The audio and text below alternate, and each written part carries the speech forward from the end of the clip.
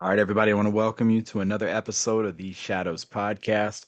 I'm your host, Trip Bodenheimer, and we're finishing up our American Gladiator episodes here. This is something that has been really cool for me to sit down and interview some of the gladiators, but now I'm actually interviewing not perhaps, but the best competitor on there. So I'm here with Wesley Two Scoops Berry. Sir, thank you so much for being here on the Shadows.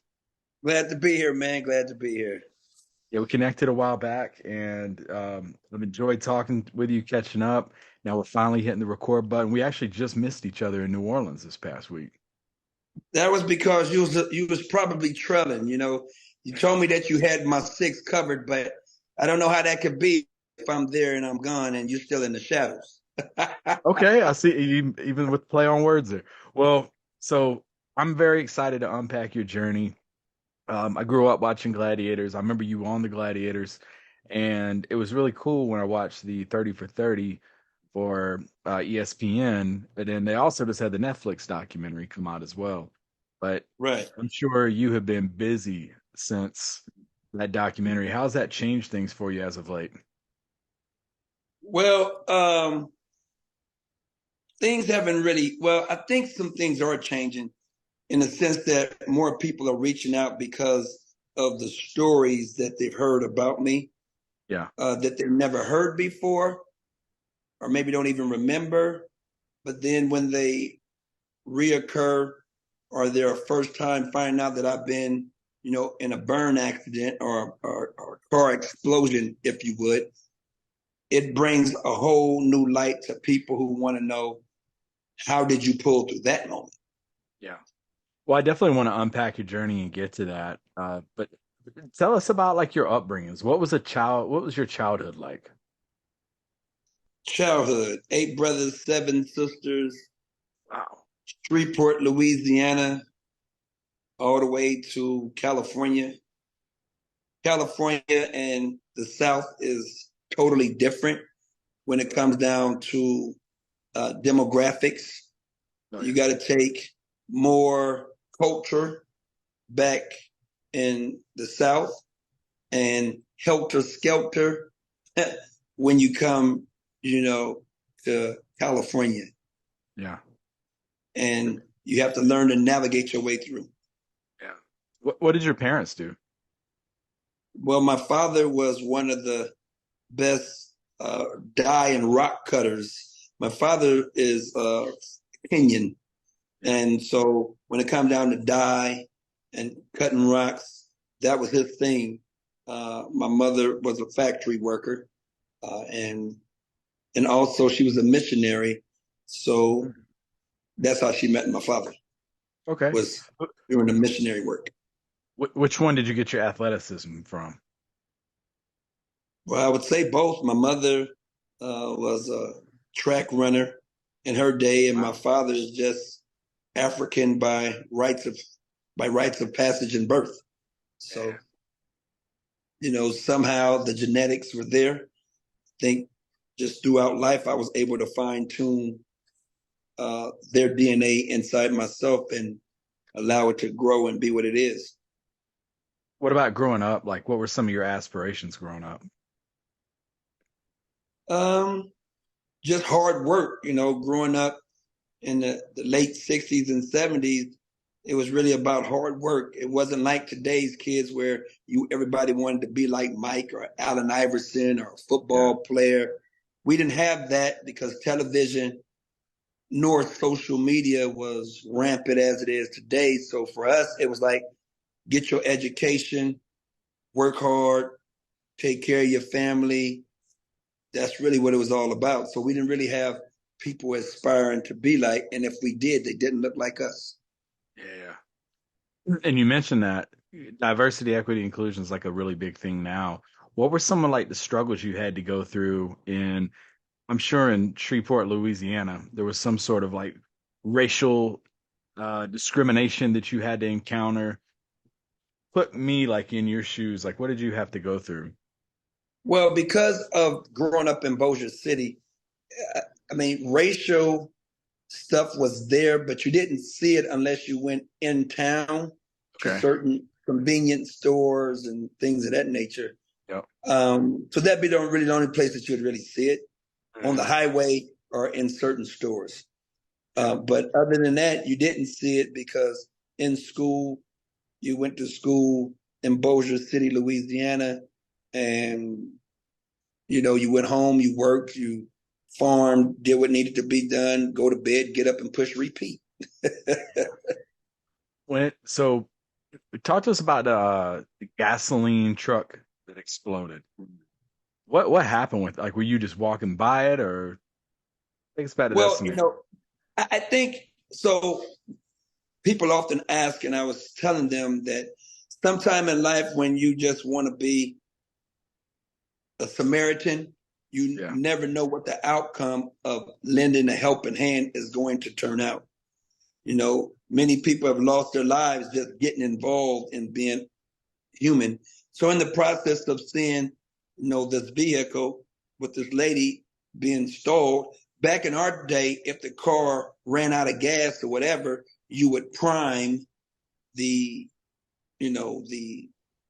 carburetor. Yeah. Pour a little gas in there, flick it a couple of times. Go ahead and try it. Go ahead and try it. Well, what we didn't know was there was some wires hanging in the process around with her vehicle. And so in priming, I'm just thinking in hindsight, priming it, gas fell down, went down, hit this wire somehow. That wire was a hot wire, spot with gasoline, equals explosion and kaboom. What do you remember about that when it happened? Hot. Hot? You knocked out or anything, or was it? No, I wasn't knocked out, but it blew me back. And Yeah. then being on fire, I didn't know because I was running away from the car. Didn't know if the car was going to explode again. So you see yourself on fire, and that stop, drop, and roll really comes into play. So I stopped, I dropped, and I rolled. So good thing I paid attention to that in school. And I didn't realize that I was burnt severely as I was, because what I thought was like leaves and grass was actually burnt skin Oh, and clothing. So I was pulling that off. My face, my hands, and my buddy is standing there looking at me like, dog, like, man, like, shit, like, whoa, like, man, what? Say something.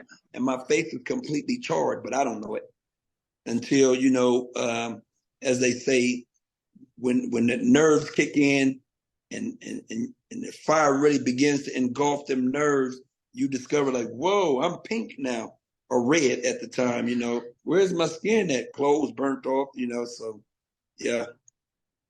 what was your mindset like during that recovery process? Well, I would tell people the journey before recovery was the most important. It's like, what the hell just happened here? Is this real? It's like your body swelling up with water, the water retention of it. Now all of a sudden your limbs become stiff. You can't bend and move like you once could because of before you can even start therapy, you first got to be skinned. And people don't Graft, understand this. skin graft. They have to peel every piece of burnt skin off of your body even before you can even start therapy. That's first and foremost. So getting through that process was excruciating in and of itself. So the mindset of it is God damn, you're like, what the hell? You really can't wrap your mind around it. You're like, what the shit? You're like, I don't want to help nobody no more. What? And then you're like, what am I going to look like when this shit's over with? Because nobody brought a mirror to me. Only way I caught a glimpse of what I looked like is when I was going to the therapy room one day and I walked past the glass window and I stopped and I bagged up. I'm like, what the fuck? I said, man, I need to see a mirror, so yeah. And then once you saw it, it's like me and Freddy Krueger can actually be brothers. That's how bad it was. Gosh. How did you remain so, like, optimistic though? Like, even to this day, you were super positive, super good attitude. I mean, even when you were on Gladiators, I mean, you had every right after that to be mad at the world, and you just stayed so positive, even to where, a couple years later, you're going on Gladiators. Well, I had the type of parents that wasn't going to let you give up no matter what the adversity is. Yeah. My My brother told me to get this book one time by this gentleman by the name of Og Mandino called The World's Greatest Salesman. Yeah. And in that book, my brother quoted something which was one of the scrolls from this book. And it states, always will I seek the seed of triumph in every adversity. Mm. Shit's gonna happen. The question is what do you make out of it? You got three choices to make something out of shit. And I hope people don't take the word shit living in a world being politically correct, that you take it wrong. But if you look at shit, manure, dung, whatever you want to call it, you got three different ways of looking at it. You can look at it and say, man, that shit stinks. And indeed it does stink because it's shit. It's bile, it's feces, indeed. But then you can also take shit, and if you do it right, you can make fuel out of it.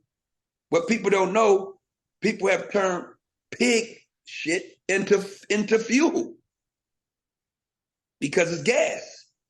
And if you do it right, you can turn shit into fertilizer.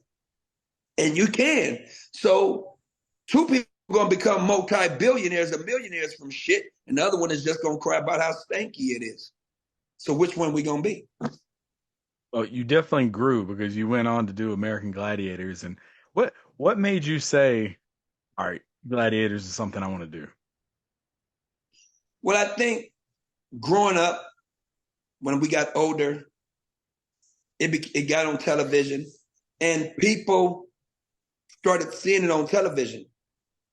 And it became, in the 80s, something that you raced home to see. It wasn't much on television during that time, you know. It just happened to happen at the right time. You think about what we had on TV. We had In Living Color. We had the Martin Lawrence show. Yep. We had, Happy Days with Fonzarelli. You know, all those old school Happy Day shows were still on. But then now come In Living Color, and all these other type funny hip hop comedian shows and American Gladiators. That's what you had on TV right before football. Yeah. And so with that, I kept seeing it. I said, man, if I ever get on that show, I'm going to win that whole goddamn thing. That's what I said to myself. And so 88 was when I was watching it on TV. And who would ever think several years later, I'd be on the show and dominate. What do you remember about the audition? The auditions was like standard football, pull-ups, push-ups, wind sprints, rope climbs, power ball in the parking lot, talking shit. It was just another day in the office for me growing up in a community where sports separated the men from the boys for the most part. Yeah. When did you get notified that you made the show? So in 93, I made a phone call because I saw the challenge, went down to the tryouts, and then after the tryouts, I got an interview that same day. They liked it, my energy, talking crazy to the gladiators that was on standby, signing autographs. I got in their face, in Saber's face, in Tower's face, talking, mess, trash, whatever you want to call it, poking the lion, in the cage, if you will. And they like, we like this guy. And the next day, they like, we would like to invite you to come to the camp after we pick everybody. So about 30 days later, after they did all their tours, we all showed up at the camp, and the rest was history. Speaking of the Gladiators, what was your interaction like with them, like off screen? They couldn't stand me. Really? None of them liked me because I'm a high energy personality, and the cameras was always on us against y'all. I'm like the little David going against these big old Goliaths, talking shit, because I grew up in a neighborhood where the homeboys went to prison during the summer, and then they got out during the winter. Or they went to prison during the winter and got out during the summer. And all they did was ate food and buffed, so they all came home with some 25-inch arms. But hey, that was the norm. And playing football against older people in the community, in the streets. We didn't have schools that we can go play football in. We had to play football in the streets. and it was either tackle, most of the time tackle or two-hand touch, or we called it two-hand shove. So you had to be touched and shoved to fall down or hit a car or something. That's how we grew up. So Gladiators was really nothing. I grew up in a rough neighborhood, so shit, running from the police, that was like the gauntlet. Don't get caught. And now you got laser and you got pads all around. Yeah, so my neighborhood kind of like prepared me for this, jumping over fences, faking out police, running from dogs, Well, you jumped over a car, rocks. right? Huh? Didn't you jump over a car? Still jump over, but that became my pastime thing, jumping over cars all the time, beating people out of money. They bet I couldn't, and I showed them I could and pay me. Let me ask you, how'd you get nicknamed Two Scoops? Because I'm the smallest out of my 8 brothers and 7 sisters, and my mother used to give me double servants. So they used to say, why you always get 2 scoops and we don't? So it stuck. Okay. And then what about when you were on there? You had the 110%, 1400%, 50. Yeah, well, my dad was a funny guy, right?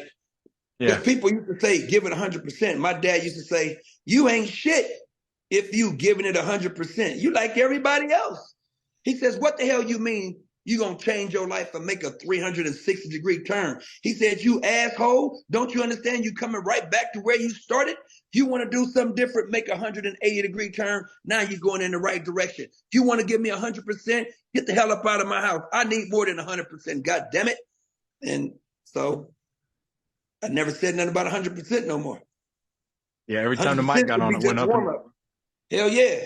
You got to turn that shit up. Everything in life requires another level. You can't, it's like being in a relationship with a woman. You can't do the same shit with the new woman that you did with the old woman. Because if so, you ain't leveling up to the next level. You don't want to make the same mistakes there and be making them, then you ain't leveled up. So how do we, as a people, as a nation, how do we change if we keep doing the same shit, expecting a different result? Yeah. I remember one episode you were like, you just finished a competition, if I can remember correctly, and you're like, I don't even remember what percent we're at anymore. Oh. So what did you think of the 30 for 30? I listened to what people had to say, and a lot of people said, when it came down to me, they did an awesome job. But when they spoke about this Johnny Ferrero guy, I told people I've never had any interaction with the guy other than I thought he was an Elvis Presley wannabe.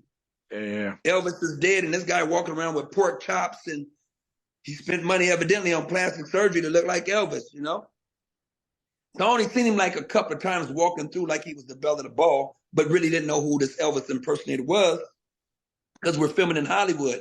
And the Gladiators was like the shit. Everybody came through there to come. Arnold Schwarzenegger, Lou Ferrigno, Sylvester Stallone, what's the guy? Sylvester Stallone's wife, Jennifer Flagran, Daisy Fuentes, John Sally, Dennis Rodman. Everybody was coming through there, man. It's like they had to come by Universal Studios to check out this Gladiator shit. But back to what you had asked, I think there were some things I heard in 30 for 30 that was new to me, like how much money they got paid and how much money they didn't get paid. And, Crazy. I mean, you can tell that the guys is on more than just oatmeal and grits. I mean, come on. Everybody can tell the guys on steroids. I mean, you're big as shit. Your thighs is bigger than my waist. But that didn't bother me because I was there to do what I was supposed to do, which is win. And I won and made their house my house.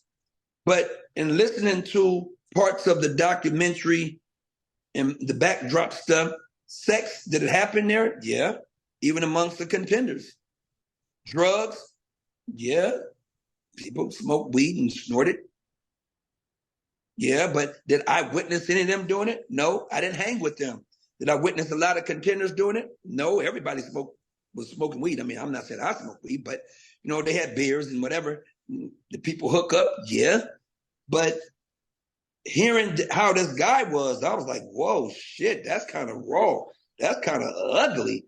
You know, how do you? Yeah. So my name, Two Scoops, the Gladiators didn't own it. That was my shit. So I had side deals with contracts from shoe companies. So I had, if people look at my shoes, this is before they knew to block the shoes out. I had on Fila's.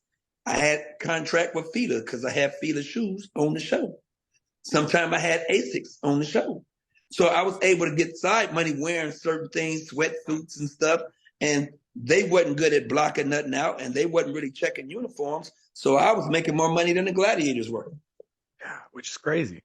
But I also think they missed the mark with the Gladiators because during the time they filmed it, you didn't really get stories on Malibu and Nitro and all them. They were just characters. Whereas the contestants, they would tell a little bit of the stories and give you that reason to pull for them.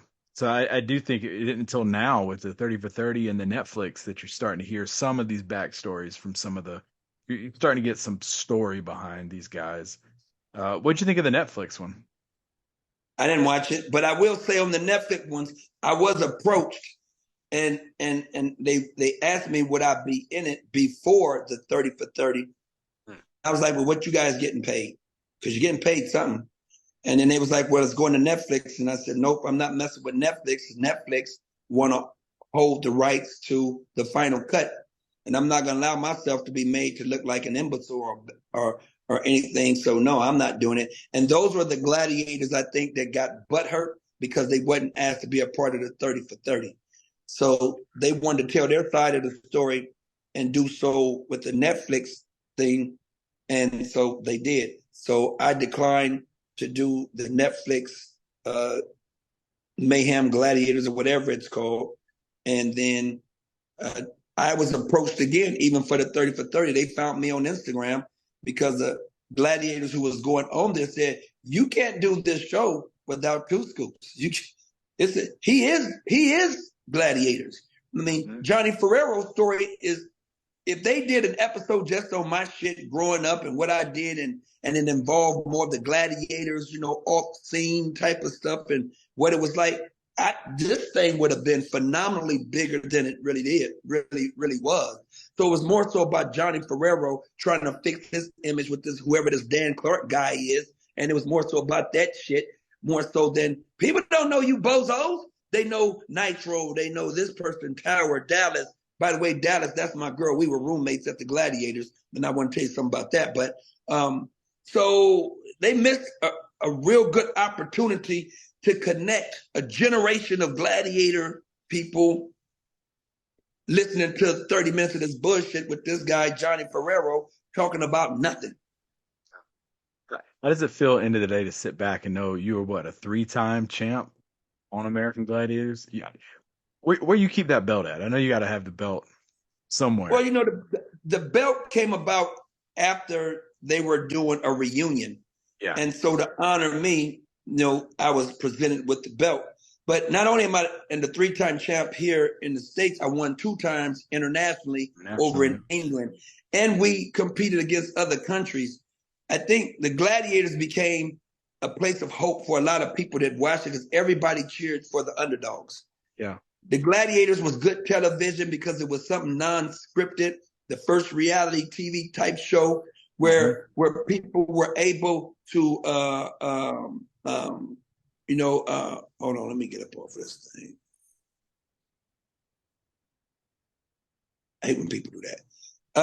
Excuse me. So it was that type of help everybody feel that they could do something that was told that they were told was unable to do. And I think I became that type of hope for people without knowing it, if that makes sense. Yeah, 100%. I remember when you hurt your shoulder and you were doing, what was it, hang tough. And you could barely move that left shoulder. And seeing you hang from there, I'm like, man, that is so many people can relate to that and just be banged up, feel down and out, but you still persevere, you still pick yourself up.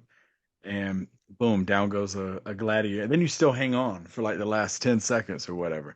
It's that perseverance, man. You know, it's one of those things where me versus you. But I always tell people, if you compete against yourself, then you're facing the greatest gladiator you could possibly face as a contender, because we are all both contenders and gladiators of self.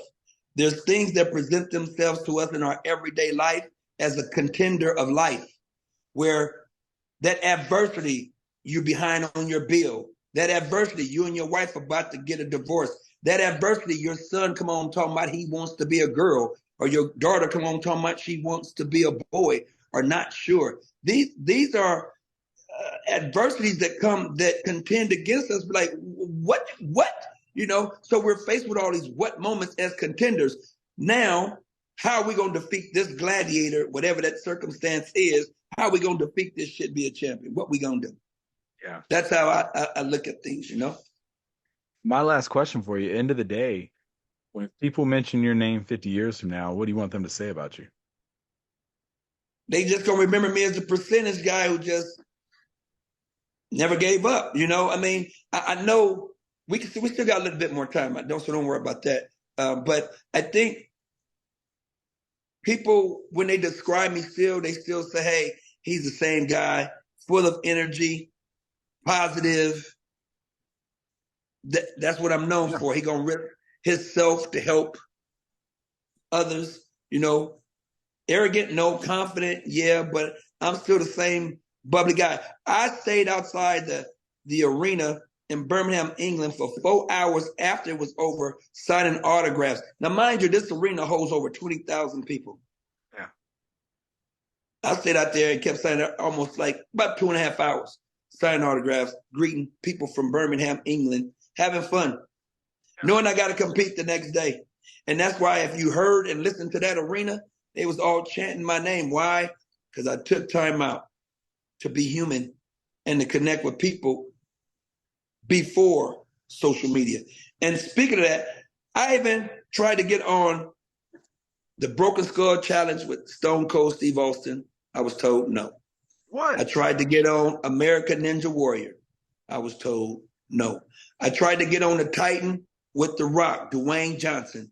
Their company told me no. And I said, I don't understand why everybody wouldn't tell me no.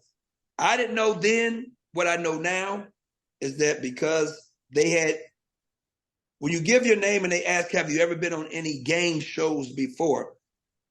And you say, yes, I've been on a game show. What game show was you on? And I said, I was on American Gladiators. And they was like, well, how did you do on the show? I said, I won. They said, you won? Like, yeah. So like 1 season, 2 seasons, 3 seasons, one and done. Says, you might want to check it out. Maybe that was the wrong answer, And when they checked it out, it's like, this ain't going to happen. So then I said to them, if you bring somebody on the show who has a potential to bring fans to watch the show to see what I'm going to do, the only claim to fame American Ninja Warrior couldn't get would be, we made him on our show. No, I was already made before I showed up, and I brought people with me. And that's the reason why The Rock, Dwayne Johnson, can sell movies. He started doing wrestling shit. Yeah. And then he paralleled over to doing TV stuff. Yeah. Got to get you on like Amazing Race or something. Get you a tag team partner going Amazing Race. I think that'd be entertaining to watch. Well, it's some stuff that's coming that I think the people on your podcast is going. It's so many different variables to my life that you guys just don't know yet. You're all over the place. We'll get there, but and this will be for another day. But to all my military personnel, from one veteran to another. I salute each and every one of you. So yes, I was in the Navy for an extensive amount of time. I have family members that was Air Force, Army, and even Marines. But I'm also a senior pastor, at the church called the Covenant Christian Fellowship. And I love the fellowship versus the church. And I tell people I don't preach religion. I like to preach love. Because if you say that you are a religious person, then we got a problem. If you say that you are Muslim, Christian, Catholic, we got a problem. Because if you love Jesus, he was never racist. He was never prejudiced. He was never judgmental. He loved the leopards. He loved the harlots, people caught in adultery. He loved the lame. He loved the blind. He was always looking to see what he could do to help uplift the despondence of people. And that's what I teach. If you say you love yourself, then it shouldn't be hard to really love your neighbor as you love yourself. And that's why when the Bible says, love your neighbor as you love yourself, people who love themselves in a hate form, they display hate. And that's what they get, because their love is hate. Their love is racism. Their love is prejudice. So I don't get caught up in the nuances of, like I tell people, they say, hey, we love America. Okay. Well, I'm not, why is it Republican and Democrat? Why we just can't vote for the right person? I understand everybody want to have a party, but what does that shit mean? Well, I vote for the lesser of two evils. Well, God damn it, you still voted for evil. So what's the difference? So to your listeners, I would say, we have to be gladiators. I mean, contenders to defeat the gladiators at all costs. Our government are gladiators, and as contenders, we defeat them in our local elections. It's your local election that really matters. Who's your mayor? Who's your chief of police? Who's your assemblyman or women? That's where we as contenders can champion for our kids. That presidential voting, leave that to the electoral college, because they're going to do what they want to do, right? The president is the face, the electoral college, the trilateral commission, they run the world.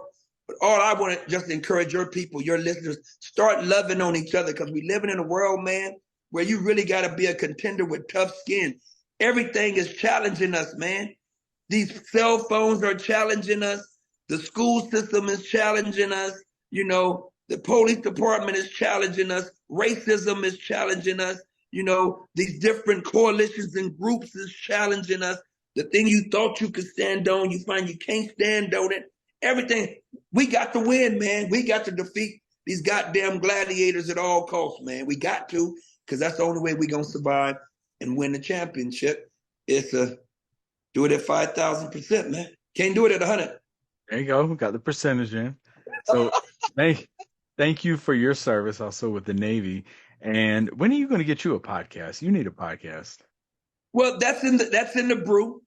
But I would like my podcast to be, which it will be. If you want to be visible, you can. If you want to be on the air, you can. I just want to offer that. And that's another one of my things, is because, again, we live in a world where everybody do everything on the phone and nobody really never sees anyone. And just because somebody give me a like on a post on Instagram don't really mean you like me. You like what you saw. You like what's in the backdrop, but you really don't like me because you don't know me to like me. You only know what I post, whether it's real or fake. That's what you like. You don't know me. So yeah. I wish your people had some questions, man, because I would love to answer some questions if they had some, or we were able to. Because I know somebody got something they want to say that they listening to this, man. Oh, I bet. I would love to even do like a follow-up, get some questions and do a follow-up. Let's do it. Let's do it. I would love to do a follow-up where people could rapid fire. So when we do this, I could do a live. We need to do a live. I haven't done a live yet. Okay, well, you should do a live, but in your head right now, as we come to a close, if you could think of 5 rapid fire questions that your listeners would want to ask me, what would one be? Fire away, and I'll answer it. What was the toughest thing you dealt with in the Navy you had to overcome? Buds training. Ooh. What'd you learn about yourself from Buds? I've heard about it. That I was primed for it from the day I was born. Yeah. I think certain things you got to it's a call of duty. You got to be ready for shit. People think that they get ready for it. I believe that you're primed for it. Yeah. You don't get tough. I think you are born a certain way, and your makeup is, your DNA is carved a certain way. And because of that, it enables you to do some things that other people just couldn't do or Yeah. wouldn't do. Okay, what's the next one? So the gasoline truck explosions off the table. What was the toughest life obstacle you had to overcome? Um, having to bury my child Oh my gosh. at 22. I'm sorry to That hear that. well, Gosh. yeah. Uh,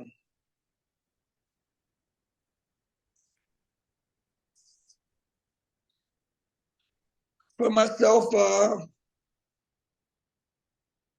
every time somebody asks me that question, well, I told you a rapid question, so but I think when as a parent you have to bury one of your own kids, man, that's not something that you just never get over. You just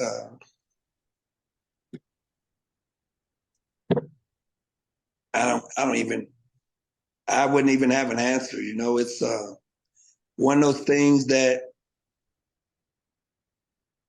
it's been said that parents would want to go before their children, and when one of your kids go before you, and you have to, that's just something, man, that nobody can really tell you it's gonna be okay. Nobody can tell you give it time. You just you don't get that luxury. You just I don't know. You just do what you need to do, and you know, yeah. What's Yeah. next? Yeah, no, I appreciate you opening up about that. My wife and I, we were 20 some weeks along and we lost one of our kids. And that was tough. So I can't even imagine. So I appreciate you opening up and definitely condolences on that one. Um, you could do any reality show, what would it be? Like you get one pick. Gladiators. Gladiators. What did you think of the revamped one they did like 10 years ago? It was shitty. It was awful. It was terrible. Hulk Hogan hosting it. It was Yeah. a Wasn't he joke. the host? Yeah, him and Layla Ali. That was who came Oh up with yeah. that show? Who came up with that one? Yeah. I wasn't a fan of that. I didn't like it. Didn't think much of it. Yeah. All right, you Um got two more. two more. Two more. Two more. Mm.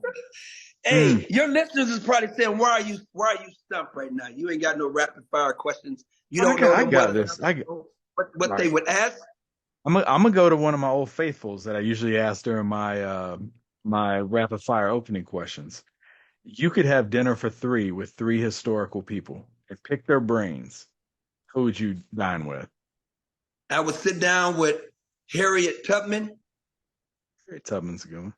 Hell yeah, I'd have to sit down with her because she did something as a woman no man was able to do.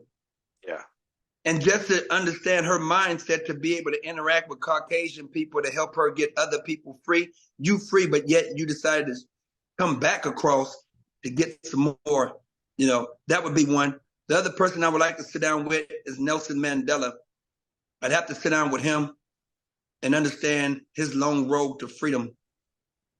And the last person that I would want to sit down with would be Mahatma Gandhi. I'd have to sit down and talk to him Stack group. because, hell yeah, that's it. I mean, I'll talk to Jesus when I see him, but as far as them three, I'd have to because they came up in a time that I don't want to talk to Pharaoh, Cleopatra, Moses, Yeah. Abraham.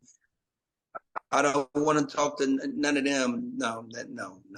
I got to talk to some people that really been through some things where opposition was pressing and they had to push through. I recently interviewed Larry Thornton, and he talked about growing up dealing with segregation in Alabama back in the '60s, and then you mentioned Harriet Tubman.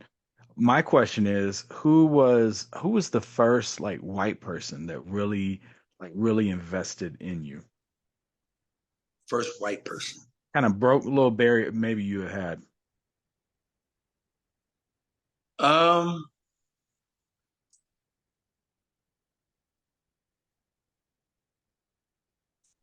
well, the funny part about it is my first martial arts instructor was a man by the name of Mr. Smith in Louisiana, and he was the first one that took time enough to explain how to catch a chicken because he Oh, said I was kind of fast, right? some His Rocky nickname for trainers. me, his nickname for me was Speedy, and and I would be able to get eggs and take them home to my family. But I learned something through the chasing of a chicken that prepared me for life. The chicken is fast, but you got to take your steps slowly. You move too fast, that chicken gonna take off because the chicken is waiting to adjust its speed to your movement. And he was saying, if you take your time and you get down on the chicken level, you can catch the chicken when you get on the chicken level. Trying to catch the chicken at a human level, you'll never catch the chicken. You'll burn up a lot of energy. And that's what I learned from him. So Mr. Smith, he's a good man, Yeah. Yeah. So there you have it. Okay. They get one more, or is that it? Go for it. You want one All right. more. Make it a good one. Oh yeah, I got this. I got this. Biggest, well, if you have one mulligan in life, you could do one thing over again. What would that be? Nothing. Oh, just the way it is. Yeah. No, what a crazy story. I mean, just incredible story. Everything you've been through from the explosion to, like you mentioned, the Navy, uh, all the obstacles and adversities. I mean, this is a great episode that basically exemplifies what the Shadows podcast is about. And even what you said there at the end, where it's taking all those shadows, embracing them, making them part of your journey, bringing that light into other people's lives. You have inspired so many people. And me personally, I'm glad I connected with you. This has been awesome keeping in contact with you. Uh, whether you've been traveling over to France, like I said, you've been Carmen San Diego all over the place, trying to keep up with you. Yeah, And and you got tears that everybody else didn't get a chance to see. yeah, yeah, yeah. It's love connecting with you. Definitely, we'll set up a live one, like I said, and get people to jump on here and drop some questions in to Well, ask. What kind? I'll close with this. Two things I'll close with. One Okay. of them is saying to everybody that I pray that the Almighty will bless and keep you guys and make his face shine upon you and grant you peace and shalom in all of your endeavors of life.